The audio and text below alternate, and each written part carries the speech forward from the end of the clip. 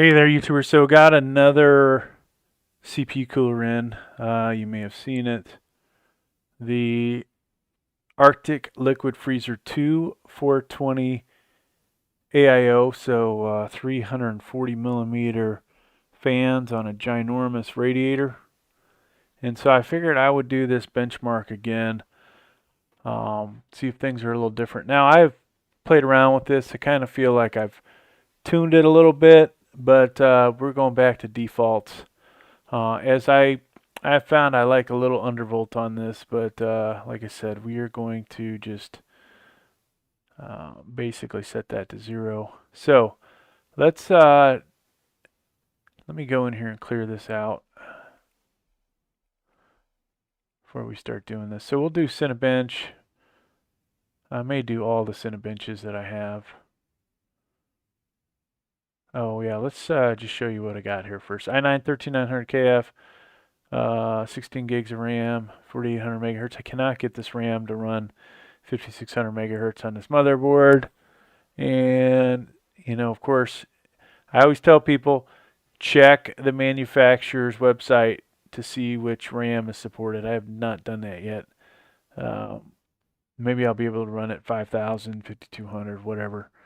RTX 3070 Ti, you'll see some gaming videos with that.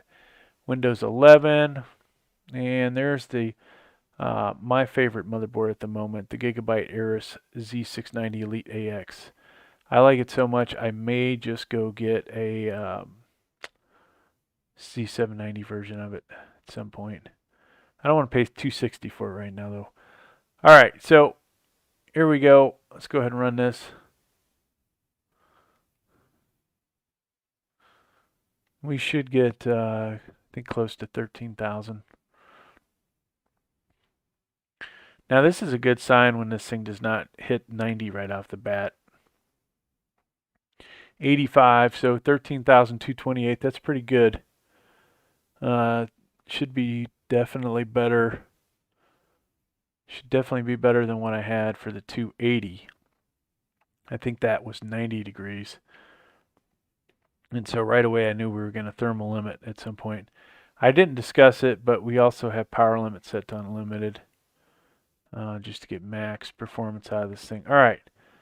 So how much wattage was used? 291. And just so you guys can see that. All right, so let's go ahead, pull up R20. If I can get this mouse to click. All right, I'm not liking this EVGA mouse I bought. I got paid 20 bucks for it. So we've got, there's one of my best scores here. I want to pull this up. Now having all this stuff on might affect the score a little bit, but whatever. So what I want to do, folks, is have this stacked right there. All right, and then we'll clear this out.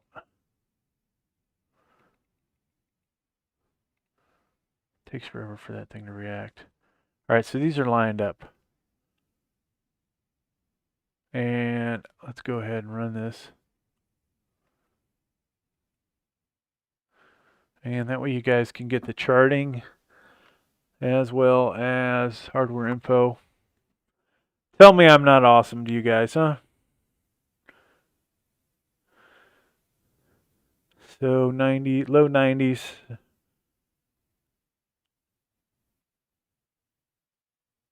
You know, with an undervolt, folks, I would clip that by easily 7 to 10 degrees just by doing a slight undervolt. All right, so what did we get up to? 92, 91, 92. Depending on which thing you're looking at.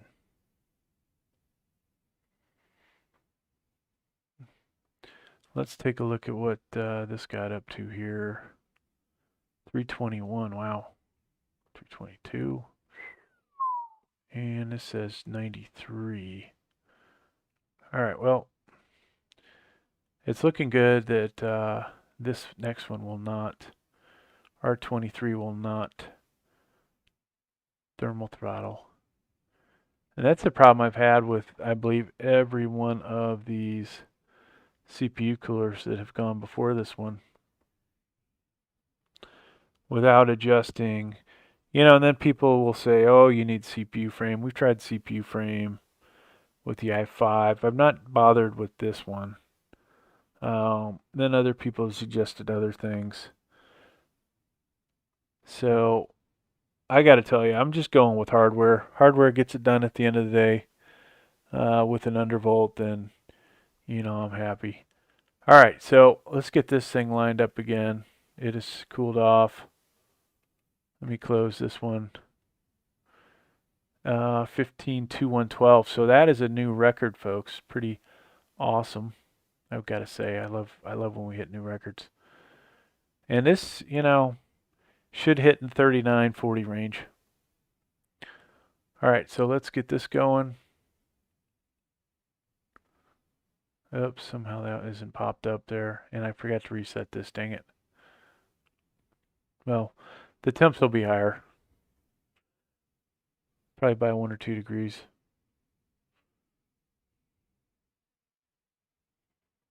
Yeah, we hit 94, so 93, 94. And I'm expecting big score, folks, big score. But before we do that, let's see what this says. 93, 327. Wow, that's a lot of watts. And then we'll come in here and boom, just under 40,000. Now, eventually I'm going to do an overclock video, but that's not bad. Not bad at all. So I kind of feel like my best performance, and let's see if this correlates, was a 70 millivolt undervolt.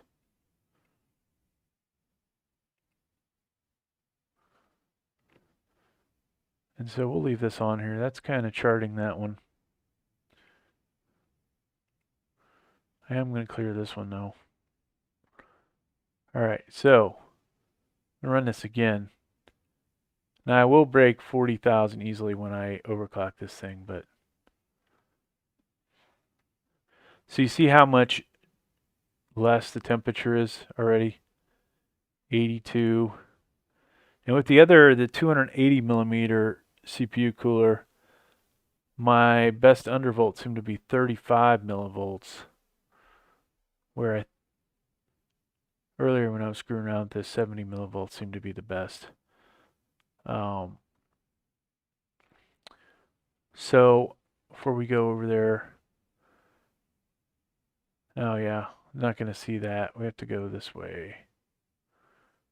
So 82, 83 was the high, it looked like. And then this is significantly less too, right? So 274, so a lot more efficient. And then what's the score? Boom, 40,000. So, you know, one of the things is with these motherboards, the BIOS, you know, whatever the settings are that they put in those things, you know, it's a crapshoot as far as where the score is going to end up. Sometimes some of these motherboards are really weak with default settings. Case in point, all the ASUS motherboards I've had. But not too bad of an adjustment here with this motherboard, and bam, we hit the 40,000 mark like we should be hitting. All right, well, that's going to do it for this video, folks.